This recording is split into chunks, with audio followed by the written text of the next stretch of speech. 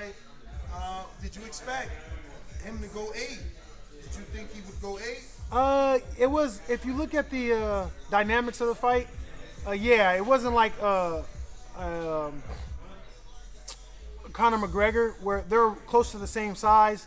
Conor McGregor was pressing him and coming forward for the first couple of rounds. Conor McGregor's never fought in a 12-round fight or 48 minutes or whatever. The longest they fight is like 25 minutes. So I think Floyd, that was a perfect fight for Floyd to do what he did for the McGregor fight. But you know, Logan was playing a little bit more safer. You know, he hasn't had as much experience as McGregor, and he's a lot bigger. So I think they had a perfect game plan, especially for it to be no score. You know, there was nobody's record was you know, tampered.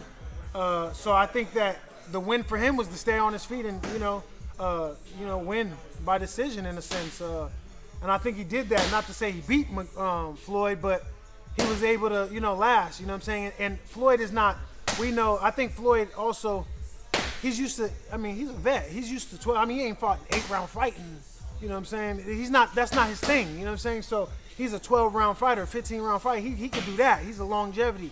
So I think that he kind of went with his normal game plan, which is to let people die out in the 3, 4, 5 rounds, and then he picks it back up. But there was only 8 rounds to do that, and I think he tried to press a little bit, and he just found out it was just too big for him.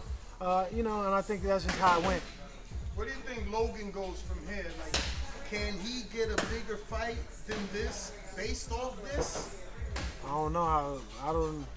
Yeah, it's kind of hard to say. I think they both kind of have to be a little bit more creative if they want to continue to fight. Floyd, you know, I think they were kind of prepping to fight Jake, which could still possibly be there, but I think that Floyd and how the outcome is, I think that he's going to kind of let it go from here. And Logan, I think that he could get some other fights, but it's not obviously, you know, fighting a GOAT. That's the biggest payday he probably going to get fighting a real fighter. Obviously, he's got that fight out there with KSI. Does that even make sense at this point? If you're him, do you revisit that? I think you do. I think that would be probably the another one. I mean, he's not going to obviously get the same, paycheck, but it's a paycheck. It's probably a bigger paycheck than he would get fighting anybody else other than his brother.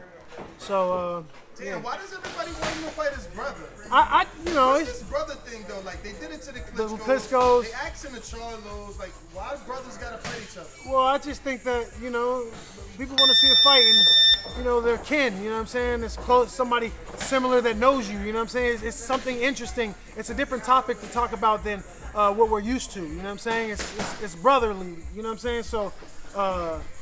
We all can have our own opinions about it. You know what I'm saying? Yeah.